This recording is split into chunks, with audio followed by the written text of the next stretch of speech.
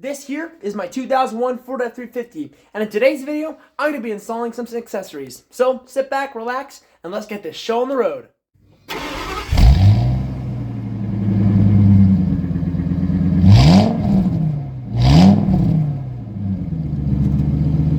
Alrighty, so this is most of the stuff I have for this truck. I do have two under flatbed toolboxes coming along the way, but they won't be here to a later date. I will have to weld those on. I ended up buying a welder a while ago. I haven't even hooked it up because I don't have the right plug for the shop. So that's another project for another day. I also need to learn how to weld, so that's why I bought it. But enough distractions aside, this is the most of the stuff I have. I have a relay box, so I will be able to, control a large amount of current with a small amount of current, hence what's relay for.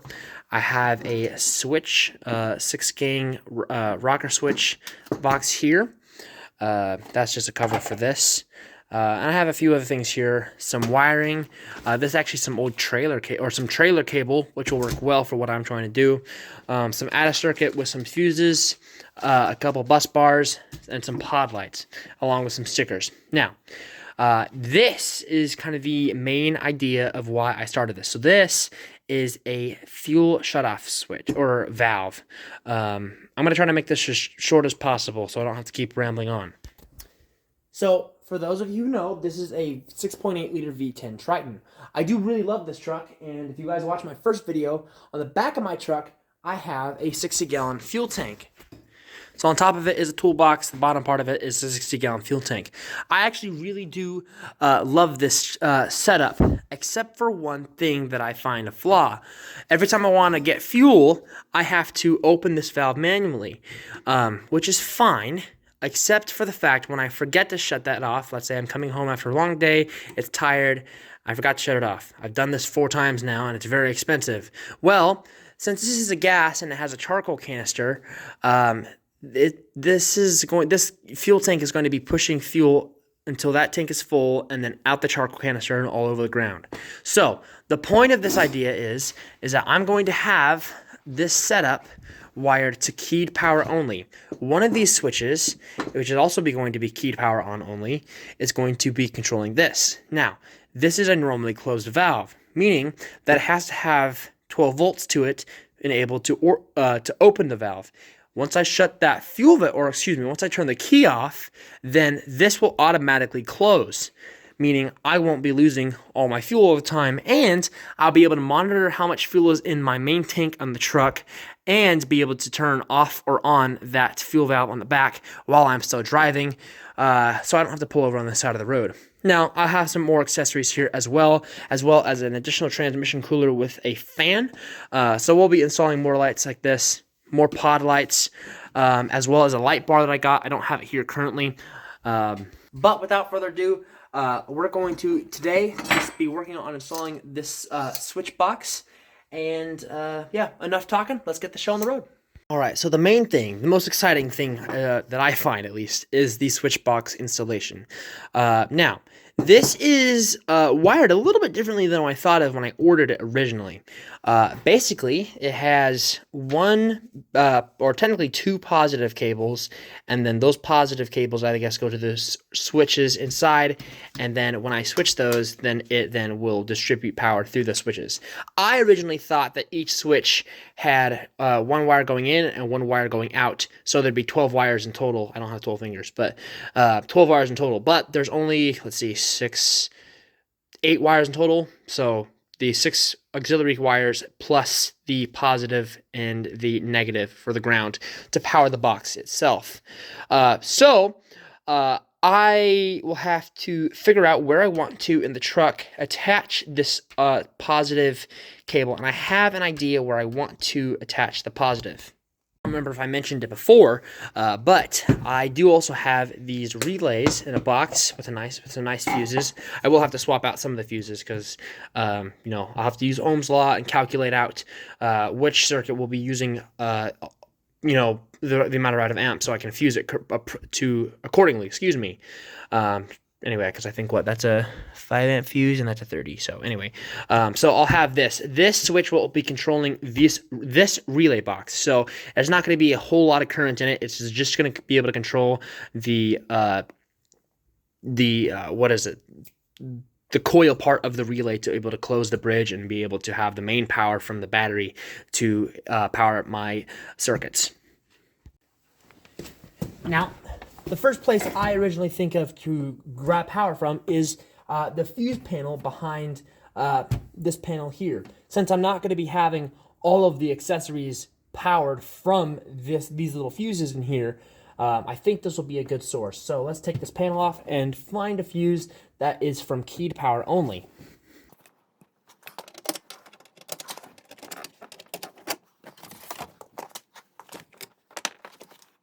Now, what I have found the best way to find which fuse has keyed on power is to literally just go through and test what fuse you want to use.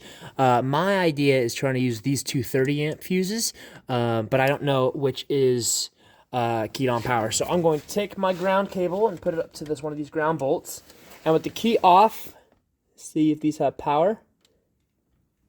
This 30 amp one does not.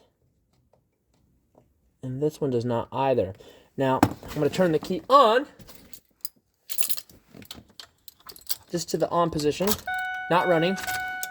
Which is technically the same thing. I have power here. And here. Here. And here. Excellent. So I will use these two fuses for my auxiliary switch. So when I have the key on, then my switches will have power as well. And one thing I did not make a video about is I did add these pod lights. So there is some extra wiring down there, which is this. I did not have the out-of-circuit fuses at the time, so I may tie that into this while I'm doing this, or I may not. They're actually quite nice. All I did was coolant temperature and transmission temperature, and they have been quite helpful, especially the water temp, actually. Because there was one day I actually was starting to overheat, and that gauge did not pick it up, but this one was. This is about 10 degrees off the one it actually is, but it's quite nice. So the idea is to put the switch panel here. So I will have to drill a hole in the back to run the wiring, which will be fine. And I actually already tested it. It actually fits in here literally perfect. I did some measurements and then based it off the measurements online, and it works quite well. I gotta show you. So I have the switch panel here. I mean, that fits in there perfectly. And it stays in. It kind of gets a little bit narrow in the back. I think I'm just going to leave it just like that.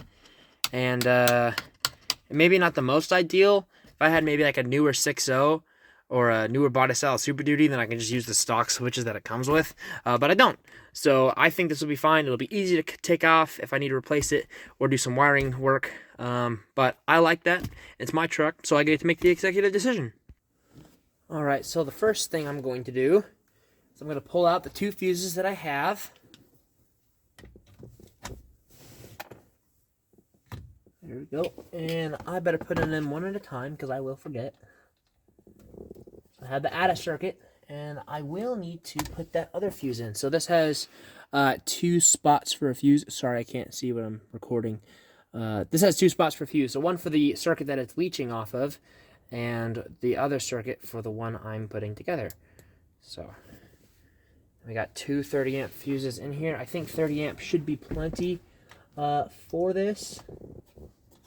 And that is raised enough up into the air, or away from the surface of the block, excuse me.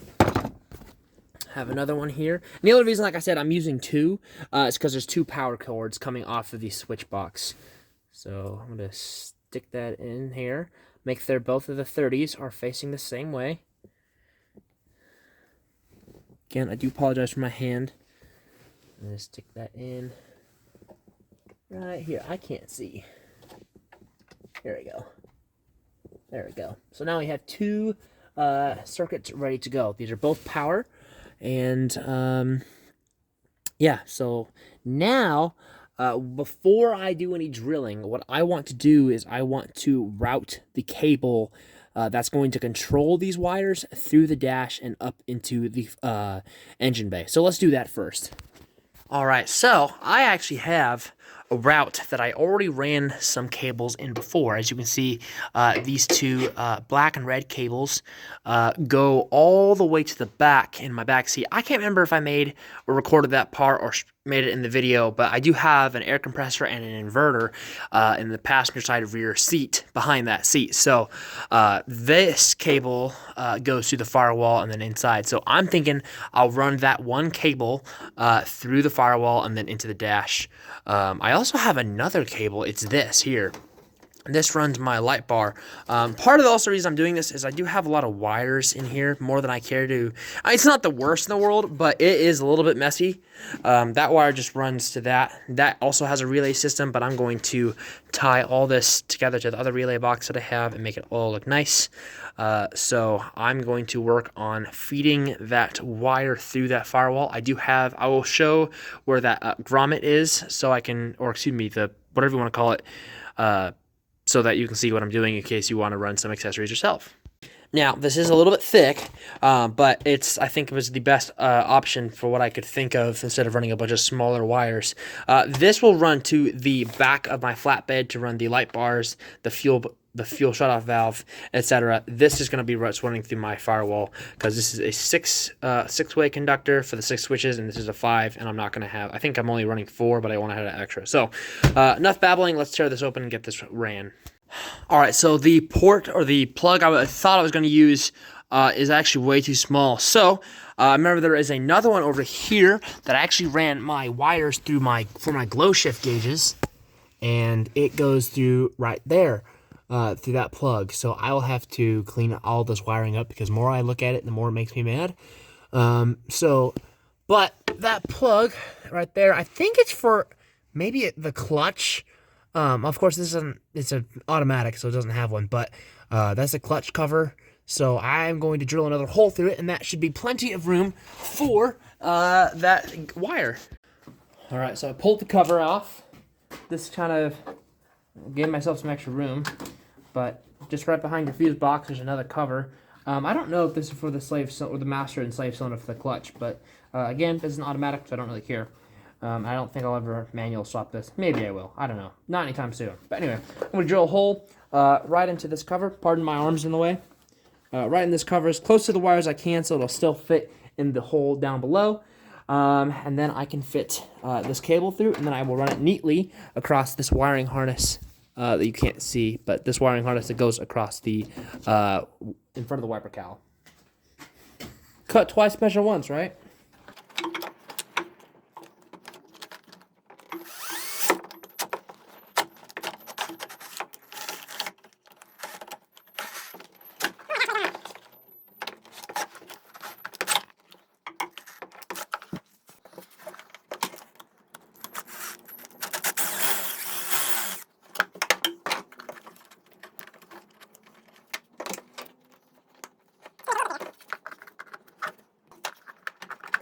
And bingo, got our wire through. So I'll have to pull it back out because it's technically going in backwards, but sweet. Now I can plug this back in, and then I'll be able to feed this wire on through the firewall. Now, to anyone who has a Super Duty, I think they did this all the way up until the Steel Body 6.7's Power Strokes, maybe all the way up to brand new 2025. But for those of you who know, do you guys know what these extra wires coming out of the wiring harness for? I tried doing a little bit of research into it. I haven't looked too hard. Some say it's for, keyed on power so I can add switches. Others say that you should never, ever, ever touch these wires ever. Let me know down in the comment section below, because I'd love to know what these wires are, and I don't think there's ever too much accessories. So maybe I'll add some more later using these, but let me know down in the comment section below.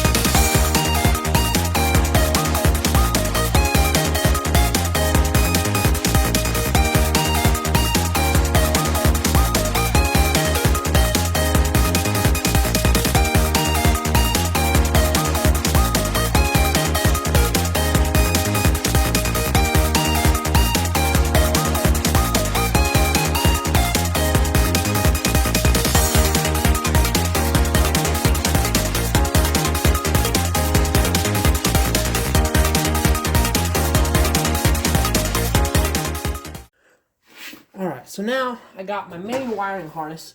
It's way too long. I'm gonna actually have to use. I'm gonna use a lot of this probably on my truck bed trailer project. So that'll be cool to be able to reuse some of that. But right now I'm going to. This is for my light bar on my bumper. So I'm going to cut these wires, and then I'm going to pull all that out through the dash so then I can soon wire to this. And then I need to decide how or where I want to put my relay box. I hope that does not become an issue because there's not a whole lot of room in here. So let's just hope I have enough room, and I'll think of something of how I'm going to fit this in here. All right, so I did a few things off screen. And that's not much. So I did take out the battery just because I wanted to see a little bit more room. Now, what I'm about to show you is, I don't know if I want to keep it temporary or if I like it or not, but this is where I decided to put the fuse/relay box. I don't like the fact that it's zip tied, but I would like to preferably bolt it somewhere. The problem I keep running into is whatever this is in the way. I want to have the cover on it to keep it safe from the elements like gravel, dust, and water that may spray up in here. So at the time, this is what I'm working with. It doesn't look horrible. The zip ties don't look the best.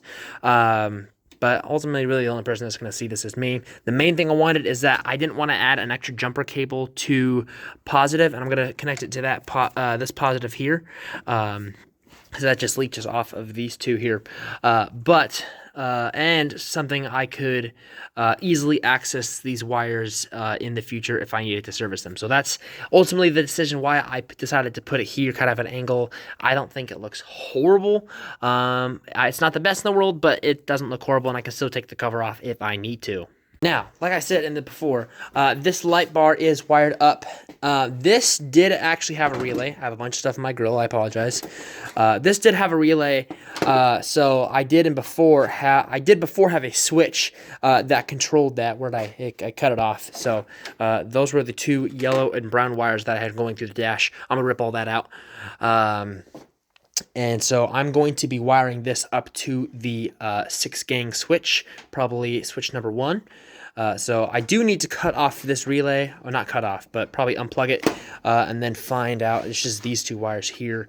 One's power, one's ground, and then hook it up to, I need to find number 1, which would be you right here. So I'm going to hook up the positive to the yellow wire and the switch cable to the white wire here.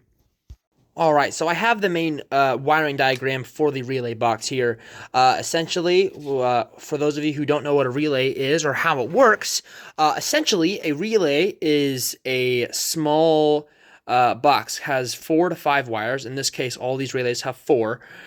Basically, you use a small amount of electrical current to control a larger amount of electrical current.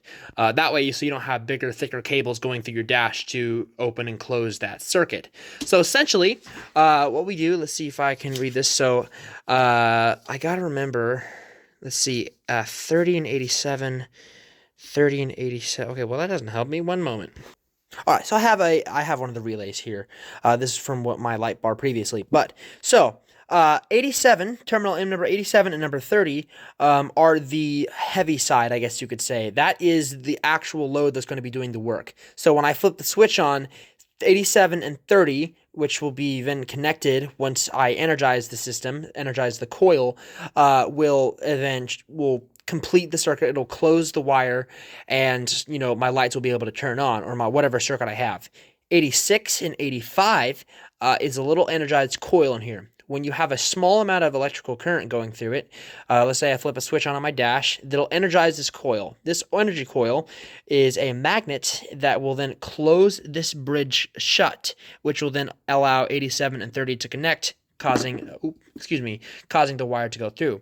So I now need to connect the switch that I have here so I'll probably connect switch A, which is the brown wire.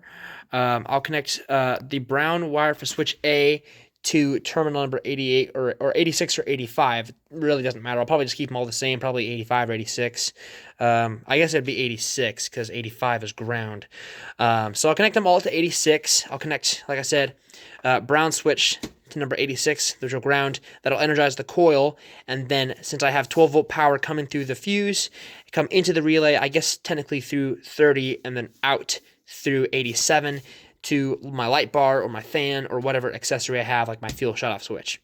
So, I guess we'll work on wiring this light up to the fuse box, or I guess fuse box, relay box, whatever you want to call it. And then we'll work on putting the switch side in. So, I guess let's get to work. This is an old wiring harness, or part of it at least, for my old light bar. So I'm just going to cut this ground wire off so then I can connect it to this here for the relay box. And then I'll splice it into this and then get to work with the rest of the wiring harness.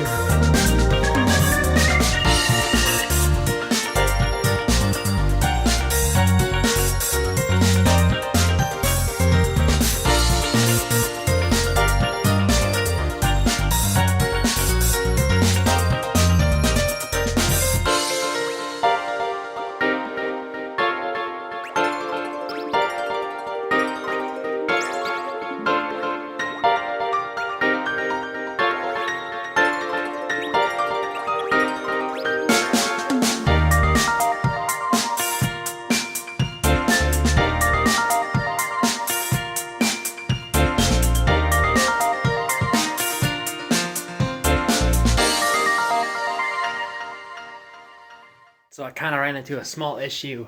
My dad has this kit of, various different little pieces for like eyelets and stuff.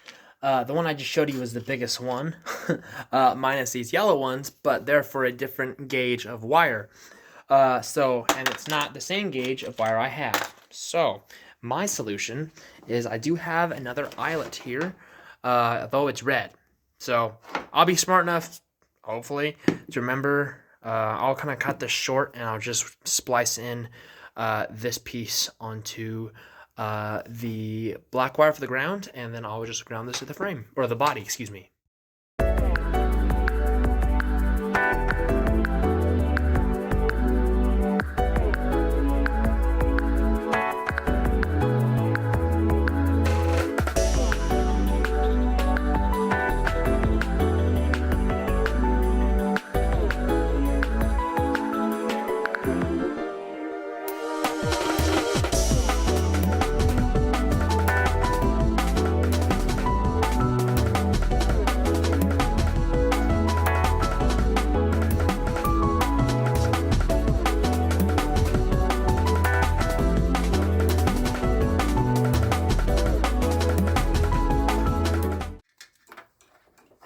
All this wiring mess will be cleaned up over the course of time.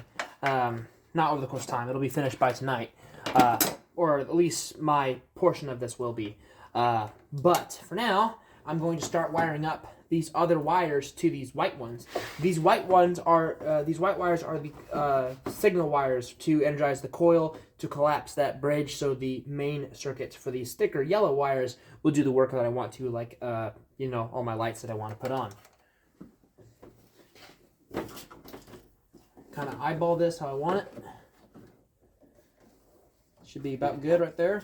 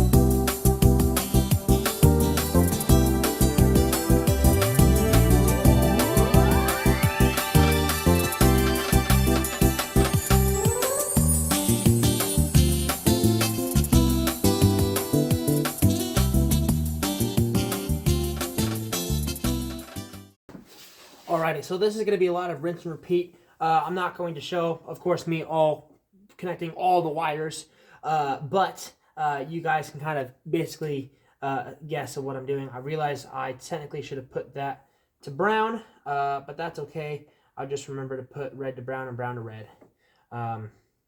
That's unfortunate. I should have done that before. But, oh well. Anyway, I'm going to finish wiring up all these off screen, and I will get you guys on the flip side. Alright, so a couple hours later, I got the wires all connected for the signal part of the relay. I don't know if you want to call it signal or the coil part of the relay.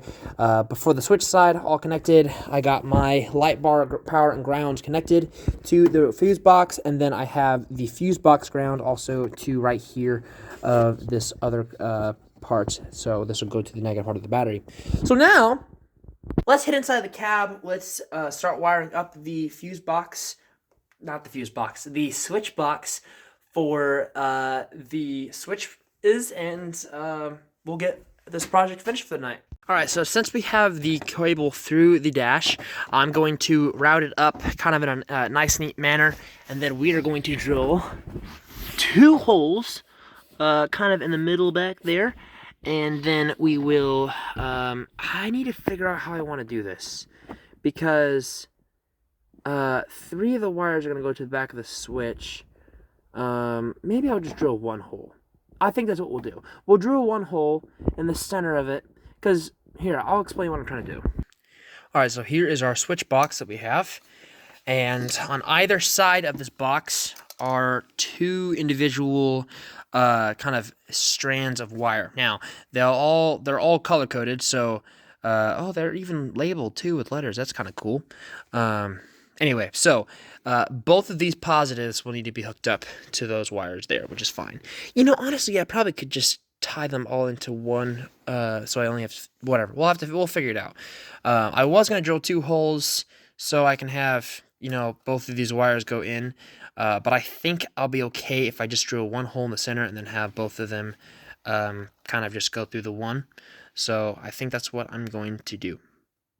And since I do want to kind of make sure that this is going to work, I kind of peeked my light back there. It's hard to see on camera, but there should be plenty of room for the cables to do like a 2 into 1 hole in the center. I apologize for the light. So I'm going to position the camera, and then I will get to work drilling away.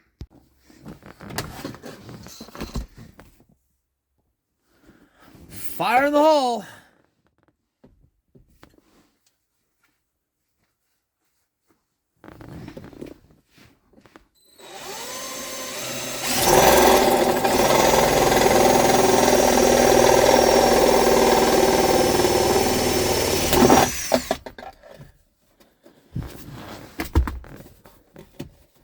Alright, so now I've drilled the hole, and now I'm struggling to get it fed through the hole, the harness. So I have it up here. I have way extra, but it's okay. I'll cut some. I still have plenty left over, but what I'm going to do is I'm going to take some electrical tape, kind of string it together, and then have the end of it sticky and wrap around the cable, and then I'll pull it through, and then yeah, then I'll pull the cable through. I'm really close. I can get the cable to this point, but it's too much at an angle. It won't stick through the hole. So I'm going to try my tape trick first, and I'll come back to you.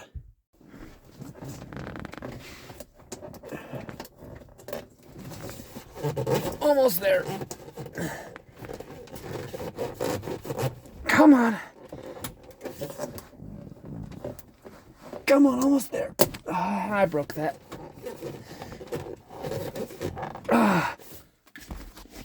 You are so close. I used too much tape around the cable. There. Ta-da! Now my hand is stuck. There we go. Got it out. Got it free. Whoop-de-doo.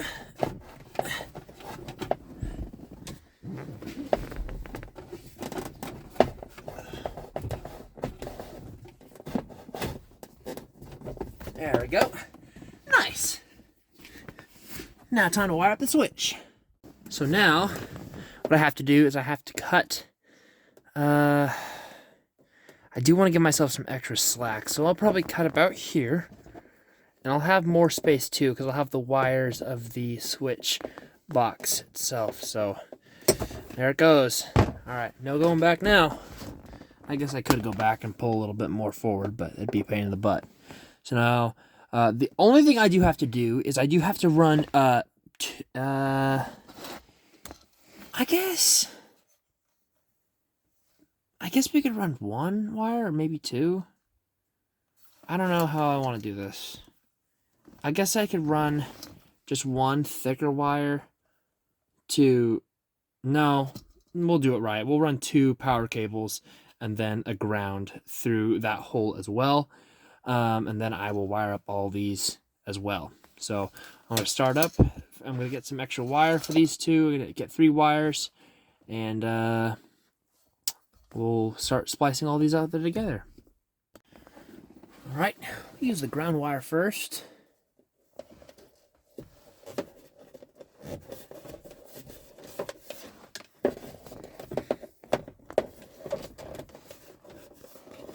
I hope I did not make this hole too small.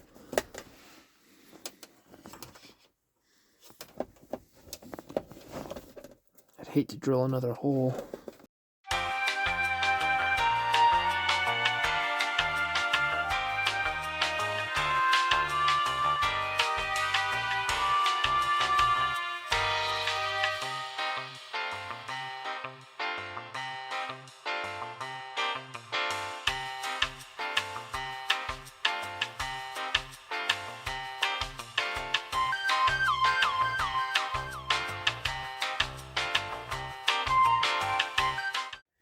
Now, the connectors that come with these from Knight, I hate these non heat shrink ones. Actually, now that I'm saying this, I was going to swap them out for these, but I think my dad may have some heat shrink tubes, and if he does, I will use these, because I don't have very much room, because I don't have, I could have, I don't know why I didn't just tear apart more wire, but I didn't. So I'm going to see if he has some heat shrink tubes. If it does not, then I'll cut these off as short as I can get them to the end of the wire and then splice on these with these heat shrink tubes. It is in the truck, so it won't really matter. It's not going to worry about elements, but still. All right, so we do not have the heat shrink tubes, and I would prefer to leave these as long as I possibly can. So what I'm going to do, I don't normally like using electrical tape, but I am just going to electrical tape it. Again, if this was on the outside of the truck, like in the engine bay, I'd be very against this, but I think it should be okay just for this. So I'm going to put these all together. So let's go.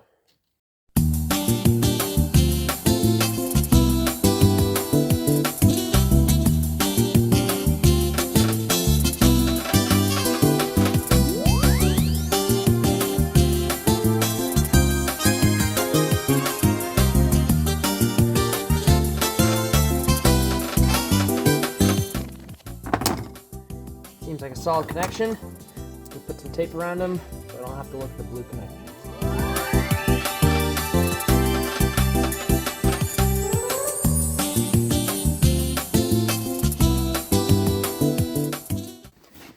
Now to connect this ground wire, I'll have to find a spot where I want to, and I think I found one. The only problem is I don't know if it will fit on that stud. I need to find an eyelet for this. This will be challenging because I'm running out of eyelets. So let me see what I can't find. Alright, so what I decided to do is I didn't have a small enough eyelet for this wire for the gauge. This one's a little bit too big, the eyelet is, but I'll make do with it. And the gauge wasn't right. But since I'm always adding something, I decided to add this extra ground wire, and if I don't need it, then it can just sit here. And if I need it later, I can splice into it pretty easily. So I thought that was a decent use of resources. So alright, so now I got that ground wire all hooked up. It's that black, or excuse me, the white one. That extra brownish, grayish, blackish one is sticking out. That blue one, or the black one with the blue connectors for something else, and as well as that green and gray one, or black. I can't think of my colors today. Anyway, so now we have all the wires. Oh, I just broke my lumbar thing. That's fantastic. Please tell me you go back on there. You do. Thank goodness. Anyway, I keep climbing in and out of my truck. So now what we got to do is wire up all of these wires. So we got the 9 wires, so it shouldn't be terrible, but I'll probably just time lapse this. Shouldn't be too hard. And yeah, hopefully this should be the last step now.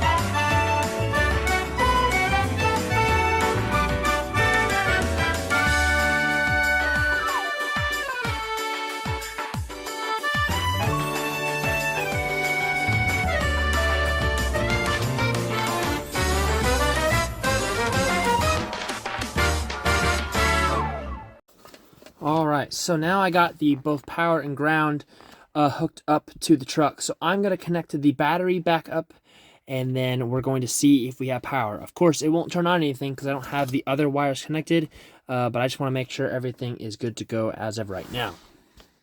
Alright, moment of truth. As of now, there is no power, which is good. Take the key, just try to get it in. Turn the key, and there's no power there, but I have it backwards. That's key power. Oh, we got a light. Let's go. Yes, sir. Now, of course, none of these are sitting power to it, but that's good to know. So, basically, the first thing I did is I turned the key backwards. I didn't know if that was going to work, so I have to have it in this ignition, the run part, which is fine. So now I'm going to do this off screen, finish wiring up all these wires, put it back together, and then we're going to test to see if the light bar works. Alright, gang, so I got the 6-gang switch box in the truck now. I think it looks pretty good. I don't really like that there's wires behind it. I was trying to feed most of it through the hole, but I had the hole too small, and I'm not pulling it all back out to make the hole bigger. So, and where I'll be sitting, I'm so tall I won't be able to see the wiring. So I may also fit something in here so I can't see it, or I may put the wiring on the other side. I don't know. But anyway, let's test to see if that light bar works. I have not tested it out. We had power to the thing, so... Alright, here goes nothing. Here goes the switch. Yeah! Let's go! Nice! Sweet. So now, essentially, anytime I need to, once I install the other accessories, I'll have to move some stuff out of the way, but I'll just tie into these wires here, and those will be my power and ground. That's awesome that this works. Fantastic. I was scared that it wasn't going to work. I did buy it I bought everything off of Amazon, so I did the cheap route, but that looks awesome, dude. You just turn that switch on. I don't know if I can zoom out. I can zoom out. Let's go. Turn that switch on. Turn it off. That's going to be so much nicer than dealing with this thing. I thought this switch would be cool, but nah. I'll probably put like an instant death or self-destruct button or switch on that. So that's awesome. I have that. Sweet.